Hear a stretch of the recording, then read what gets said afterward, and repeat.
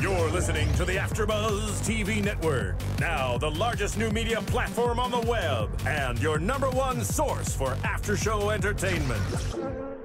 Very good, Keith. Johnson. From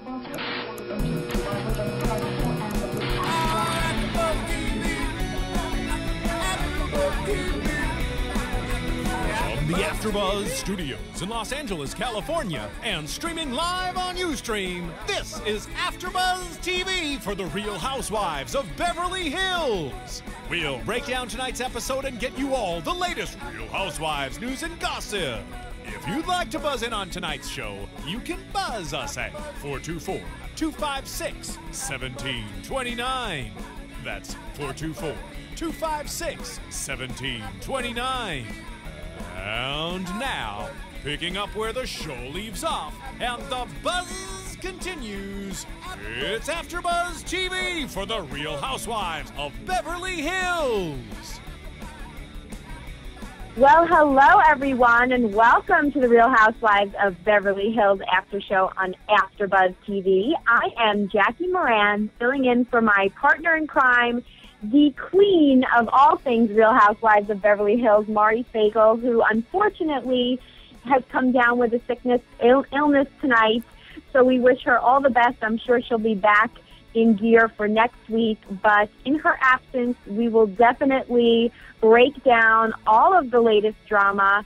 And here to join me to do so, I'd love to introduce my fabulous co-hosts tonight, Jessica King, who you will see live on Ustream in the studio at AfterBuzz TV Studios. Welcome, Jessica. Hello, hello. Thank you, Jackie. I am excited to be here, and we're going to miss Mari tonight, but we have a lot to talk about, all things Real Housewives of Beverly Hills, so I'm excited. And real quick before... I know.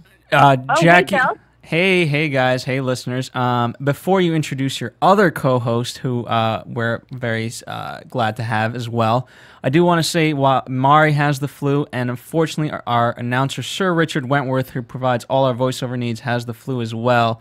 So, you know, I want to wish both of them a fast recovery. Well wishes to both of our AfterBuzz team members. Absolutely. I know. I said she came down with an illness that might have made her sound much worse than she was on her deathbed or something. Don't worry, listeners. Mari will recover, just the flu. And luckily, we have another fabulous co-host, though we do wish Mari a quick recovery. We have a new host to the panel, Pamela Pekerman, New York-based style expert, accessory expert, fashionista, a real housewife in her own right. Pamela, we're so happy to have you joining us this week. Most definitely a real housewife because I was making dinner in between work today and before this call. So most definitely a housewife in the middle of it all. Oh, my gosh. Well, I'm so glad you can join us because I know you've circulated in some of the same circles as some Real Housewives on various franchises. So you definitely have a great perspective. And ladies, we could not have more drama to talk about tonight, you said, Jessica. Oh, my gosh. Well, can we first just say that it's a crazy episode when Brandy and Dana emerge as the voice of reason? I know, right? I mean, they're the sane ones this week. What's going on? Yeah. Things have turned upside down. Yeah, they really did. These two, we talk about it every week, I feel like, that we actually love these two for their kind of crazy, Brandy and her one-liners. We'll get to that. Dana is always kind of like sucking up to the housewives, but they really actually surprised me this week with their roles as far as Brandy in the Kim and Kyle drama and Dana being there for Taylor. So we'll definitely get to that. But before we get into what took over most of the episode, the sister drama, can we just say for a second, and I know Mari noticed this too, we talked before the show, that Paul and Adrian are adorable together, and that tongue action, oh wow. My gosh. I mean, seriously, I feel like they are campaigning, whether it's happening or not, for some sort of spin-off, because I feel like they're highlighting Adrian and Paul. Their relationship a lot more, yeah. Yeah, do you guys feel that? Am I the only one feeling that? I definitely agree. And I think it was so cute for them. You know, they're obviously both very successful business people. And so I could see how they don't get to have a lot of time to themselves, especially with kids and managing their businesses and whatnot.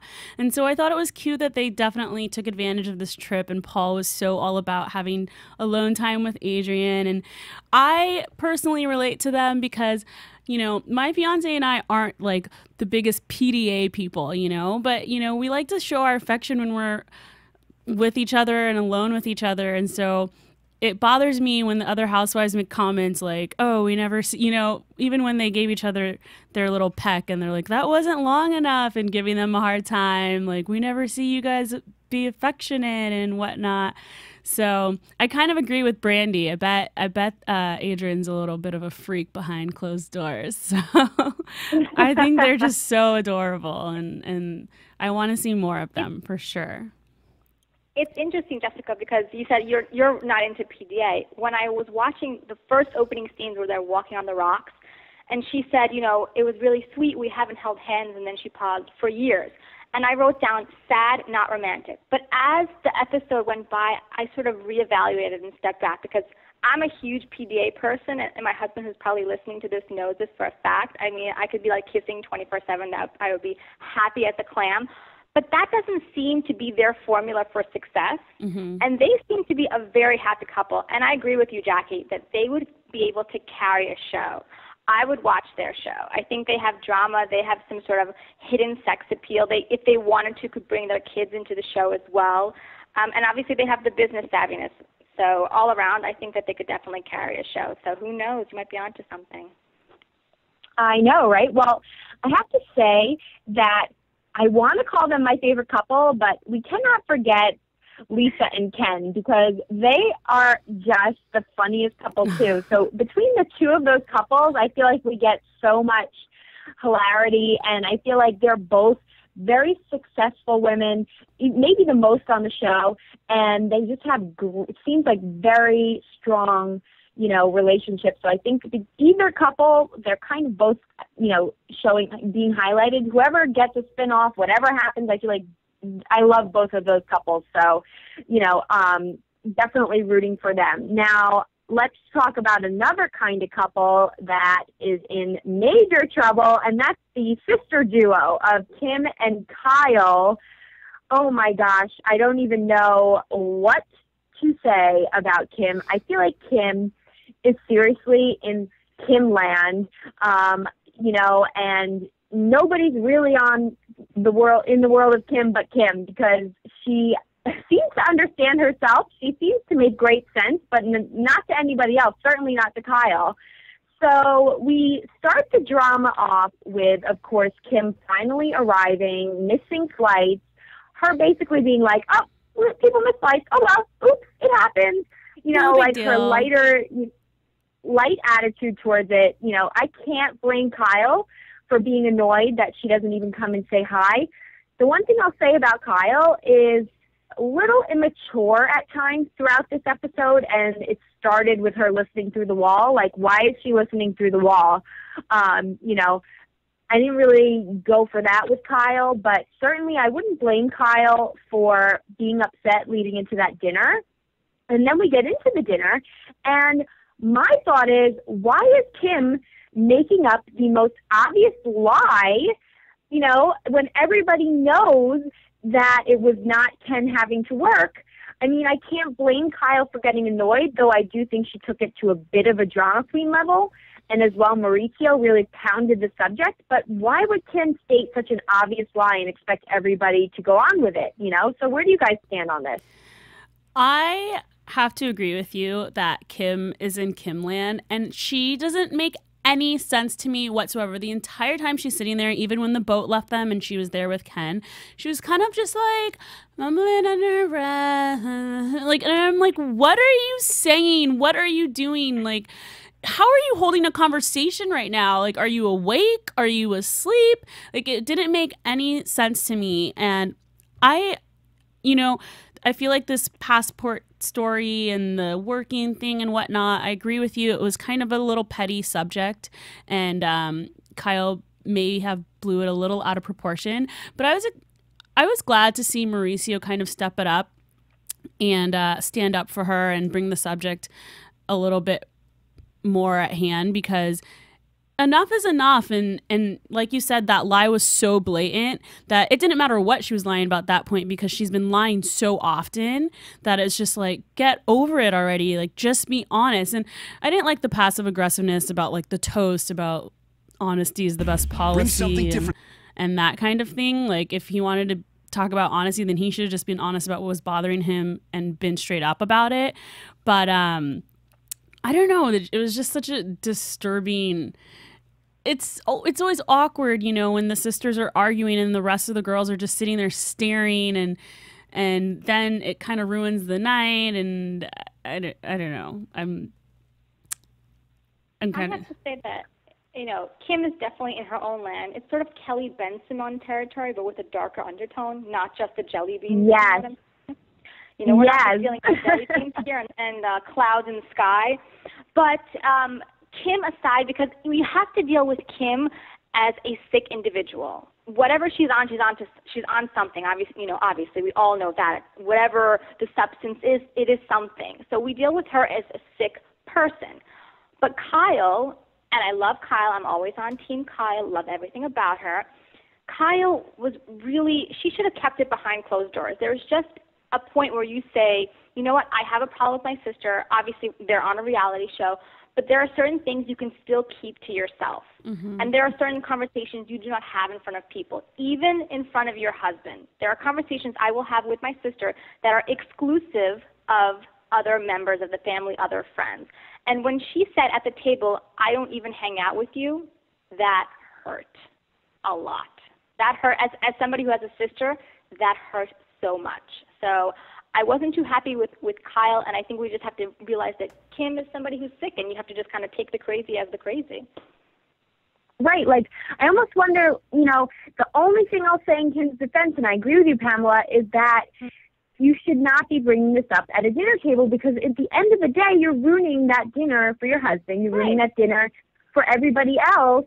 And even if you're upset, you don't start crying at the table and, like, being totally, you know, drama about it. And I feel like, you know, I can't blame Kyle for feeling that way.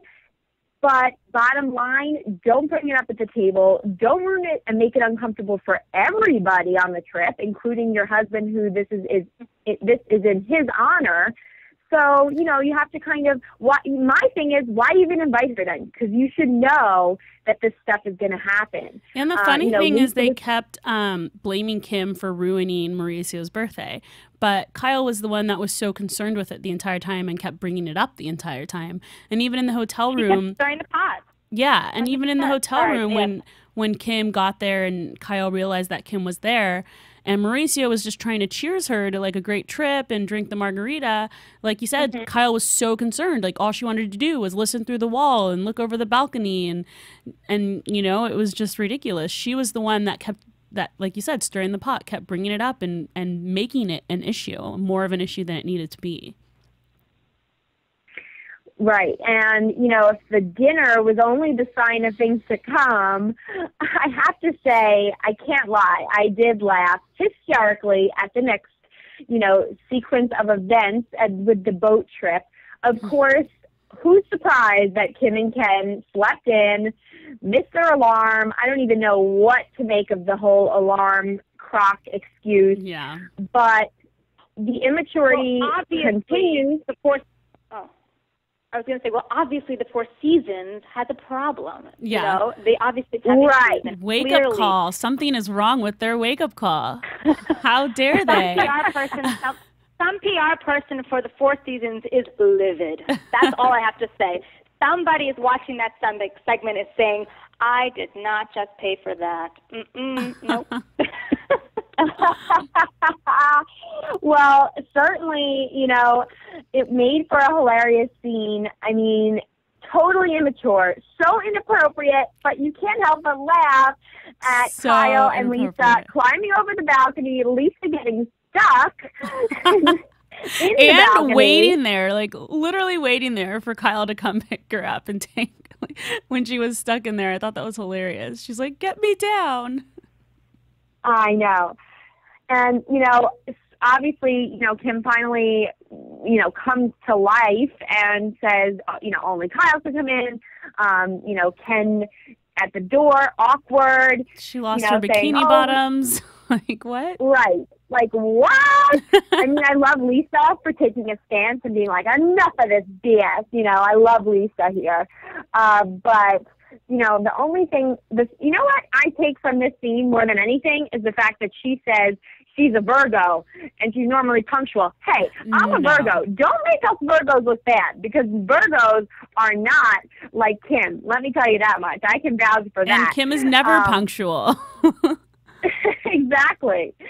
So that is so not Virgo behavior. Sorry, Kim. And, of course, they show up and basically the boat is leaving. What are they going to do, turn around? I don't blame them for leaving. I agree with Lisa. She needs to learn a lesson here.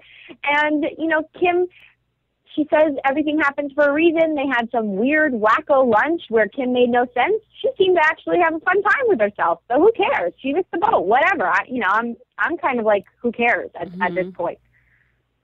Why is she even on the show?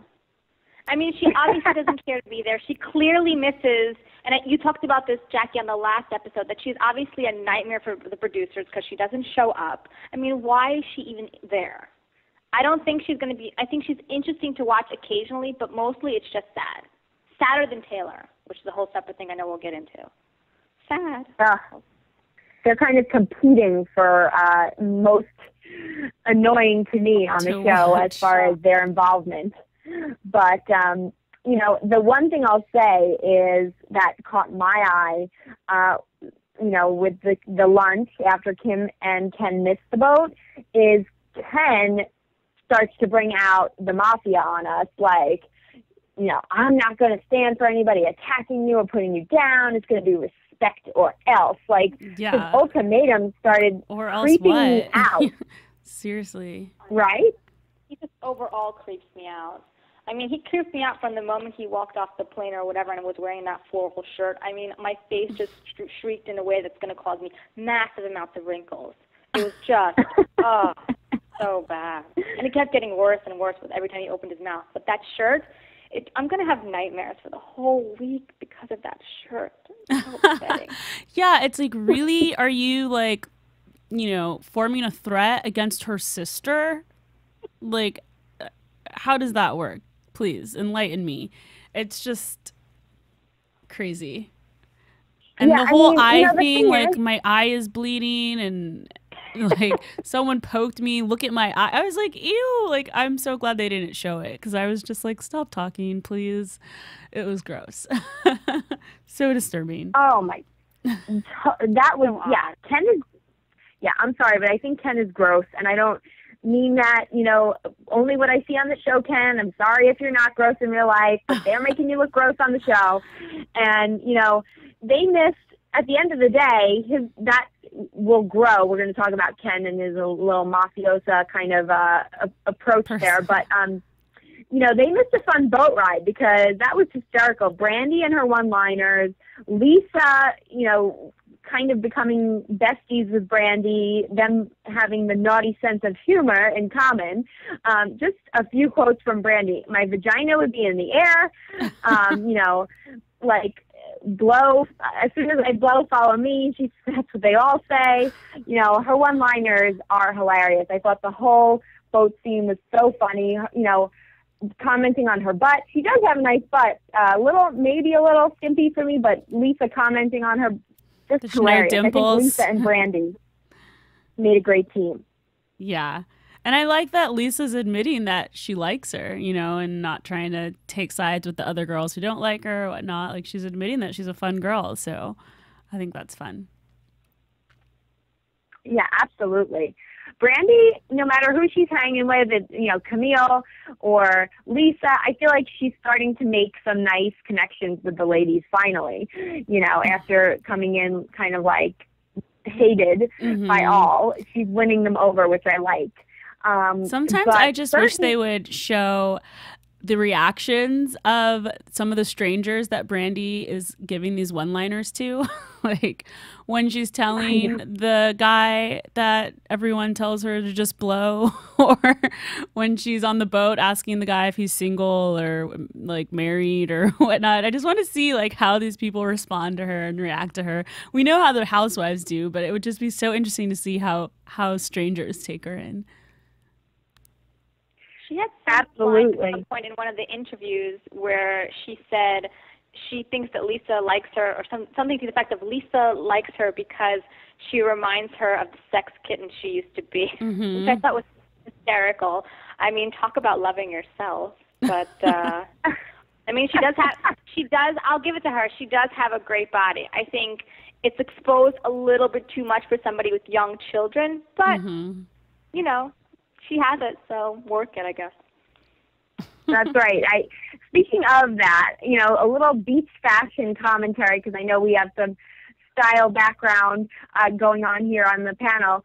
Who did you think had the best beach style so far on the trip? Because Lisa and Brandy had kind of similar dresses going on in different colors, and you know, the bathing suits, and Lisa always kind of showing pink, a touch of pink somewhere. Who were your favorite beach fashionistas so far? May I? Oh, please. Okay. Yes, you may. Oh, please. How about it? May I, please? I've been dying to speak about this. So I think that the Beverly Hills housewives are epic all the time. Beverly Hills housewives resort wear, biblical. I mean, everything from the bikini. First of all, Lisa, I don't know how old she is. I don't remember how old she actually is, but that woman has a gorgeous body for her age, for any age, her face. Totally.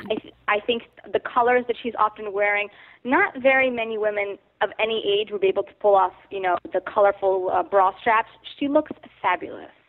And the caftans, I think I'd give it to Lisa.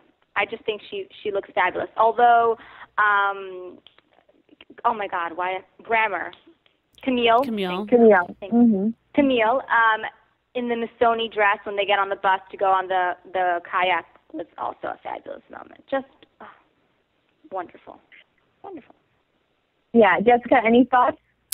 I mean, I'm not the fashion expert like Pamela, but I did notice, you know, and I know that Kyle always kind of mentions how she's still a little self-conscious about her body, but she, even on the boat, never took her cover-up off, and she was like the only girl that while all the girls were laying out, she was still wearing her little beach cover-up. And it wasn't until she got in the water, obviously she had her bathing suit on, but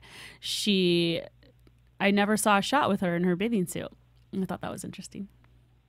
Yeah, that is interesting. And I didn't even notice that until you just brought it up. And she's someone who seems so bold and confident, so I'm curious to know the reasoning behind that. But I do have to agree with Pamela that Lisa, when they showed a quick scene of her putting on like her NARS makeup or whatnot and adjusting the pink bra and all that whole scene, that's when it really hit me, and that's why I brought this up, is where I really thought, wow, she is stunning. Like the way she puts herself together, it's totally her. She knows herself. She always looks perfectly put together and carefully thought out. And so I kind of have to agree with you there that she might get the award from me as well. Although Camille, as you said, I noticed a few designer duds on her. I think she definitely has access to the best of the best and able to pay for it. So she definitely has some great pieces too. I agree that Lisa looks amazing in everything she wears. Even when they were on the bus and she had on a little kind of fedora hat. And that's something that you would never expect her to wear. And like you were saying, Pamela, for someone her age especially, you would never usually see someone in such a cute little, you know, fabulous hat. And it looked great on her. And she pulls it off, and she pulls off everything. So, and there's something about her that's very Sophie Loren. She's very sexual in a very coquette kind of way. And although she does sort of expose, you know, she wears tight clothing, but there's something very almost age appropriate for her, or at least in Beverly Hills. There's something very age-appropriate about it. She shows off her décolletage, but she never goes, you know, above the knee. I think that this woman is hands down, not just of the Beverly Hills franchise, but if you look at all the franchises, for me, she is the most attractive and well-dressed of any housewife in any franchise, hands down. Oh, definitely. Love Lisa. I do. I'm quickly growing to love Lisa for so many reasons, right up there with Camille. I do love Camille this season. So, Brandy, we can't really judge her wardrobe because, as we saw, she doesn't really wear much. But speaking of Brandy, we said she is the voice of reason in this crazy dinner to follow the boat trip.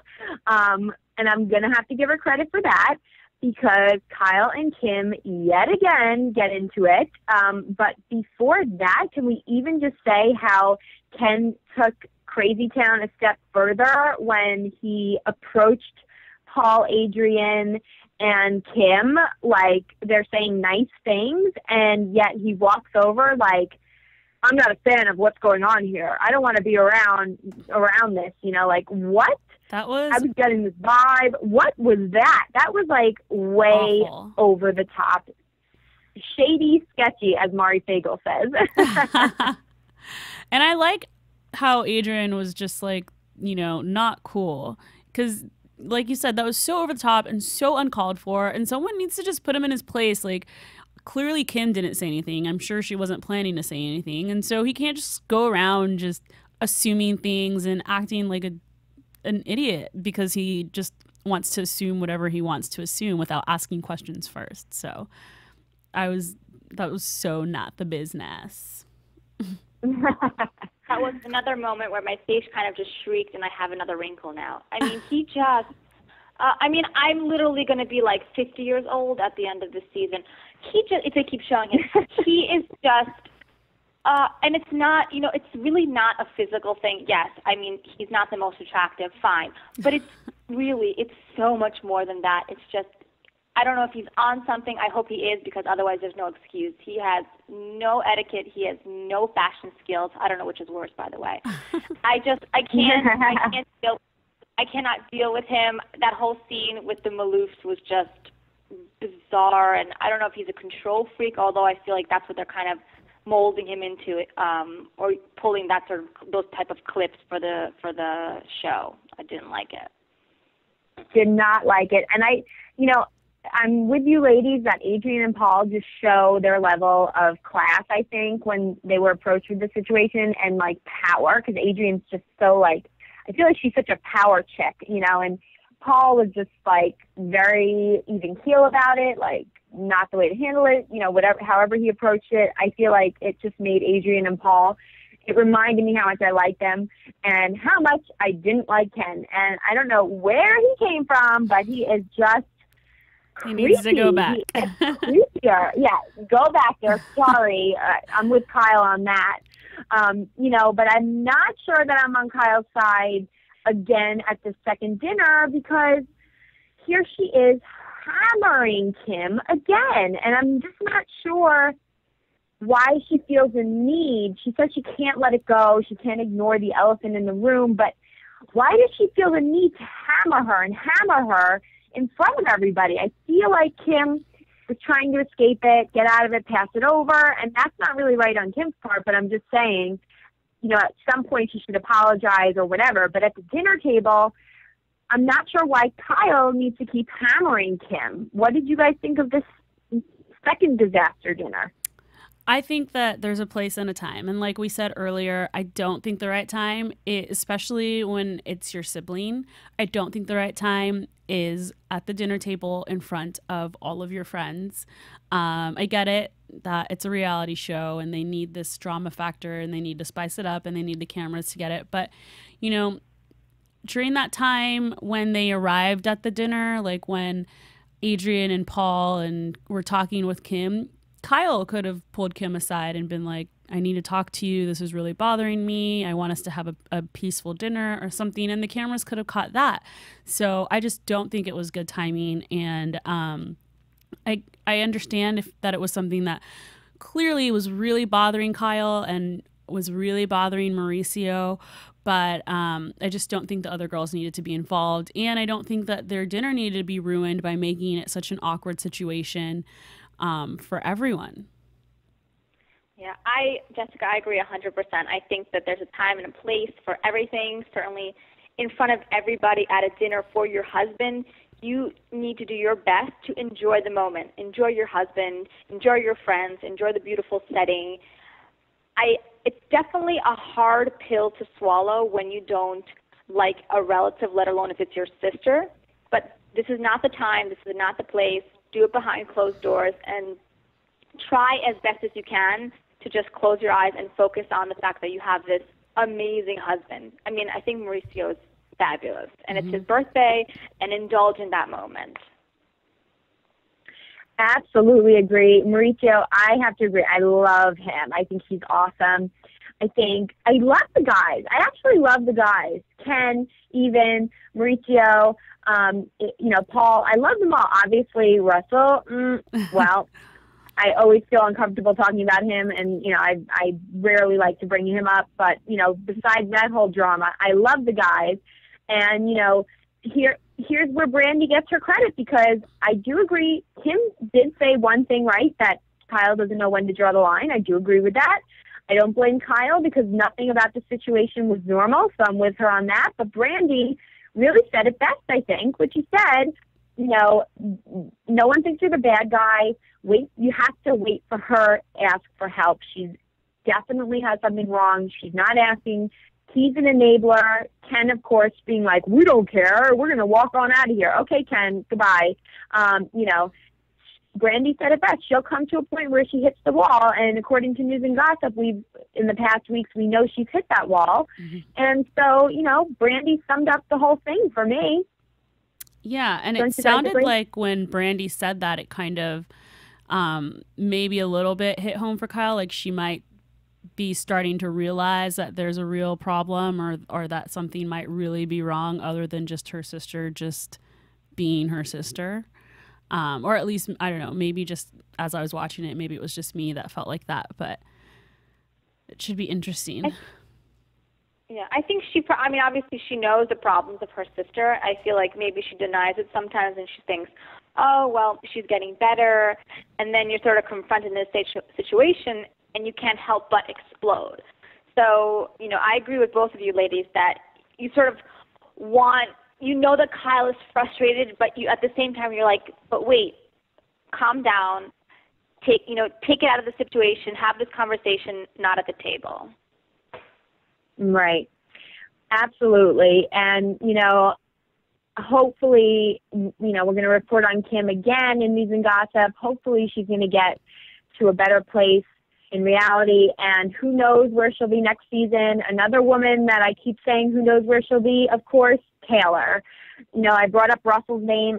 That hits me like an elephant in the room. I really don't like bringing him up. I don't like discussing him. I don't like talking about Taylor. I always say she's all over the place. And, we see her approach Dana and have a conversation. Again, Dana being a great voice of reason here. Taylor, by the way, looks thinner than ever. Dana, I think, really for the first time seemed genuine and very down-to-earth and supportive here. Normally I like her for more lighthearted entertainment, but she really played the friend role here, telling her, she calls it like it is, that she wants to be supportive, but she feels that there's the perimeter of Russell that, she can't get around, and that's kind of why all of her friends, and if these are Taylor's only friends, this group, I feel bad for her because they're not really her friends, in my opinion, but, she's complaining that it's not, it's hard to not have them to stand up for her, and it's like she's making them uncomfortable. You have to realize that you're putting everybody around you in an uncomfortable position. And it was interesting to even hear them all discuss the breakup at the table in Hawaii, saying they give them 2 weeks, they'll be back together, not believing it. Obviously, we know how it goes, but certainly she's not really getting much support, I feel like, at this point, because nobody knows what to believe. And that's been my MO with her the whole season.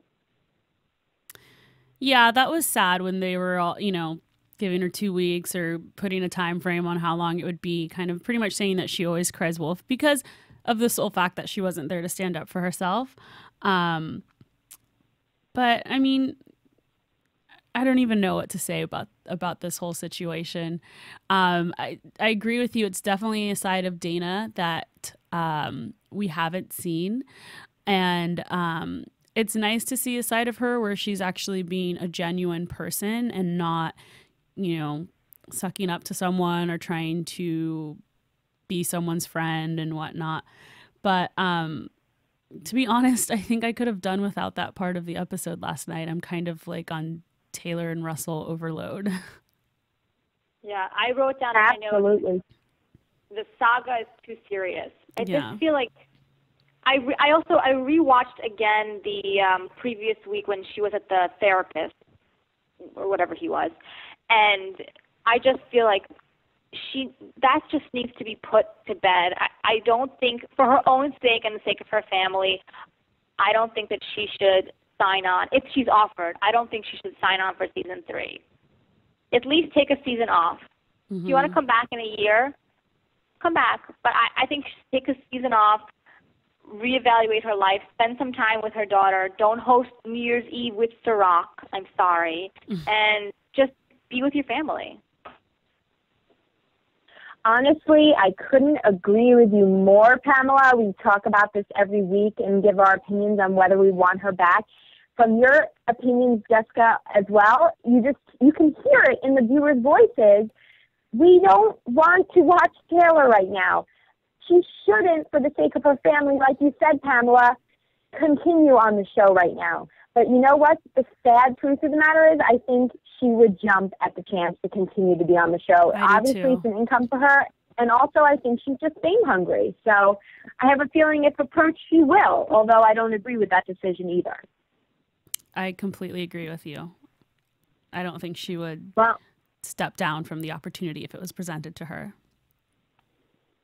Exactly. So I certainly hope that, we see something positive happen as far as the show and their decisions with Taylor. But obviously we know what we're going to continue to see on this season with her. And certainly Kim is the other one that we know is just down a terrible track. So we have to definitely get into some news and gossip about Kim and more, and Taylor, of course, and some predictions for next week. But first, let's do a quick commercial. AfterBuzz TV. Hi, I was once like you, a lazy, angry loner whose only joy was watching TV and surfing the net. And, like you, after I'd see one of my favorite TV shows, I'd be so excited and have so many questions that I'd actually have to talk to my douchebag coworkers about it at the water cooler. Then I discovered AfterBuzzTV.com. AfterBuzz TV produces after-show webcasts and podcasts for TV series of all kinds, like post-game wrap-up shows for all your favorite TV shows.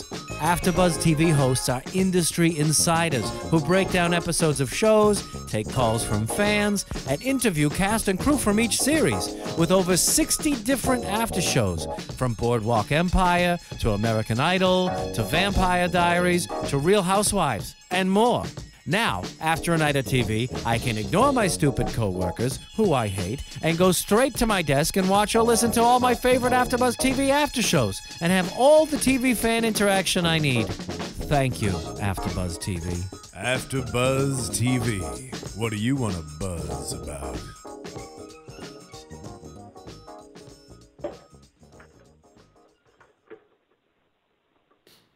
All right. Well, let's get into some news and gossip, everyone. Woo! All right. I was waiting for that music, but okay, I'll just get into it. Thank you so much to Jessica for bringing up this story to my attention, that Kim Richards is officially out of rehab. Sister Kyle confirmed this to E! That she has headed home after checking into rehab at the beginning of December. The Real Housewives of Beverly Hills star has officially checked out. Her sister Kyle confirmed it with Ryan Seacrest this morning. And he actually was quoted to say, "We're very happy to report that Kyle told me exclusively off the air Kim is actually out of rehab," said Seacrest. She assured us, despite reports to the contrary, Kim is not drinking or partying at all and is on the road to recovery. Certainly that, we hope that's the case. And, we do, of course, want her to get out of crazy Kim world and into reality. So hopefully rehab did her good. But thank you, Jessica, for bringing that story up, because that is just fresh out. Yes, wishing Kim all the best. Of course, I also know that because she just got out, they just filmed the reunion show a few days ago. So unfortunately, Kim won't be showing up in the Real Housewives of Beverly Hills reunion show either. Well, that's disappointing. With their contract? Yeah. Yeah, I think that is interesting. I said that she's probably a nightmare to producers, and this is yet again another example. There you go. But I'm sure it is in her contract, and I'm sure she doesn't really care. But that's just my opinion. Now, on to another juicy story that, unfortunately or fortunately, depending on how you look at it, seems to be untrue, but it was reported that Demi Moore and Ashton Kutcher's divorce is spurring all kinds of news, including a lesbian affair between Demi and Brandi Glanville. I wouldn't be surprised because Brandi is just that hilarious, but the tale is that Demi and Brandi got hot and heavy in Bruce Willis's Caribbean home when Ashton walked in on them, causing them to stop. Moore has remained quiet about this rumor, but loudmouth, fame whore, as they called her, although I don't agree with that, Glanville took to her Twitter account to deny the whole lesbian affair story. While the reality TV star did admit that she'd met Moore before, she clearly stated that everything else in this story is a lie. Her tweet read, "An untrue story is circulating that I had an affair with Demi Moore. Well, I have met her briefly, and she is a beautiful woman. It's 100% untrue." Sorry, guys. I know that would be something very nice for you to picture. Last week, there was a rumor about a lesbian rumor about Taylor. This week, about Brandi. Just give it some time. I'm sure all the housewives will have one by the end of the year. I know, right? Do you guys believe this at all? I don't. Yep. What was that, Pamela? I was going to say, I don't know what they're drinking in their Kool-Aid over there. But something's going on the West Coast. I have no idea. Yeah, I don't know if I buy this one, especially because Brandi, I feel like, would be very open about admitting it to it, I feel like, and she denied it. So there you go. There you have that one. But some things we didn't know about Camille Grammer. She dished to HLN's Showbiz Tonight a few things that we might not see on the reality show, including her hidden talent is that she can tie a cherry stem with her tongue. Now, that's probably going to lead to another lesbian rumor affair, but that's apparently her hidden talent. Her biggest splurge is on a dress for an awards show on the red carpet. I certainly hope it was on the best dress list, not the worst, although I do love her sense of style. And when she was growing up, she actually wanted to be a dancer, she wanted to be an actress, for a little time a fashion designer, and even a dentist. And if there was any sitcom she would like to act on, she'd love to be on Modern Family. She was quoted to say, "I think it's absolutely brilliant." She had writers used to write on Frasier, so I know them. Christopher Lloyd is brilliant, and everything is fantastic. And her guilty pleasure, she is channeling me with this, is tea shopping, chocolates, and especially she loves dark chocolate. I am with you on that, Camille. I feel like Camille knows everyone. She's always like, "Oh, I'm good friends with this person," or "I'm very close with that person." Every time she speaks of someone. Absolutely, and I feel like she name drops so subtly, like, "Oh yeah, I know them." Yeah, exactly. That's why I love her. I do. I love Camille. Camille knows I tweet at her. We interviewed her live at the Emmys. I think she's great. So she's definitely topping my list with Lisa and Brandi and Adrienne. Love them. I pretty much love most of the ladies. We know the two that bother us. But let's get into those troublesome couple of ladies, and they're certainly coming up in predictions. That's for sure. And now, your AfterBuzz TV predictions. Hey, Jackie, I have a request. Yes, Phil. I want to make a prediction. I know nothing about the show, but I'm going to make a prediction. I predict that all of our wonderful fans of this after show will tell their friends about it. Because you know what? I know word is spreading. You guys are getting into the top 5, of our iTunes list, which is that's quite a feat. I mean, yeah, you say top 10, whatever. But hey, guys, for those of you listening, there's over 100 shows that AfterBuzz produces. So to get in the top 5, that's a huge deal. So we know you're spreading the word. But spread the word more. Why not top 3? Heck, number 1. So I predict that you guys will do that. Look at that prediction. That is certainly my favorite prediction by far, and I do believe in us here on AfterBuzz TV. Come on, Roby fans. Knock it up a notch. Tell your friends, tweet about us. You can tweet us. I'm Jackie Miranne, Pamela Pekerman, and Jessica, what's your Twitter handle? Gorgeous715. Okay, and Mari Fagel and Legal Lady tweets also, and as well as AfterBuzz TV's tweet, everybody. And as far as our predictions for the show next week, Kim, a mess. Taylor showing up with a bruise. Cedric coming into the mix. Ladies, where do you stand on next week? Drama, as usual.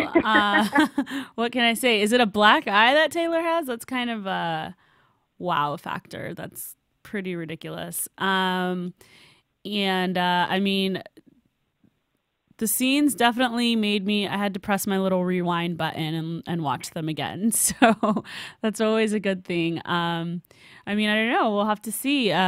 Kim looks like she's on the floor having a breakdown of some sort. And this time it looks like Ken's the one that's frustrated with her. So that should be interesting because he's the one that's supposed to have her back all the time, right? So, yeah. So, I am anxiously. What's that?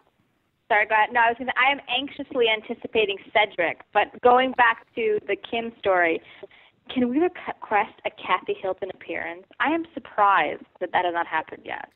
I'm surprised that we haven't seen any of the Hiltons, like Paris or Nikki or any of them. They have done plenty of poor reality shows. They might as well get on the bandwagon with Bravo, which always seems to do it right. I would love to see, if Kim leaves or chooses not to be on the show or they don't want her back for whatever reason, can we have Kathy? That would be fabulous. I am with you on that. I would love that. I agree. I feel like Kathy is too classy for Housewives. Yeah. I know, right? Well, producers, if you're listening, we want some more Hiltons. We want you fans, if you're whoever's listening, spread the word. We want to be the top on iTunes. And, you can definitely expect, no matter who pops up and who's a mess, you can expect that there will be more drama to talk about next week. And we'll see you back next week with Mari Fagel, our favorite Real Housewives of Beverly Hills host. And until then, tweet at us, and we will meet you here next week on AfterBuzz TV. And also, right, who did Jesse tweet out to? It was Camille, right? Yes. So, hey, guys, if you're going to, as you're spreading the word, what bigger word to spread than, hey, Camille, come on in. Come in studio for the finale. I think that would be very amazing. From what I hear, she wants to do it. I've met her. I know Jackie's met her. She loves what we do. So let's really push it and, really, really try to get her in here. So that way she has no excuse. Yeah, for sure. Absolutely. Fans, tweet Camille. Tell her you want to see her on AfterBuzz TV. Tweet them all.